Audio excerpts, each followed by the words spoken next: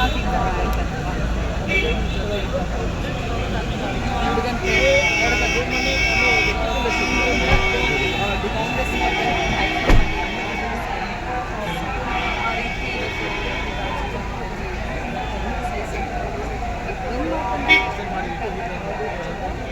ರಾಜಕಾರಣದ ಯುವಕರ ಸಂಘಟನೆ ಅವರ ನಾಯಕತ್ವ ನಮ್ಮ ಪಕ್ಷಕ್ಕೆ ಮುಂದಿನ ದಿನಗಳಲ್ಲಿ ಅವಶ್ಯಕತೆ, ಅವರ ಮಾರ್ಗದರ್ಶನ ನಾಯಕತ್ವ ಇಟ್ಕೊಂಡೇ ನಾವು ಮುಂದೆ ನಡೆಯುತ್ತೇವೆ.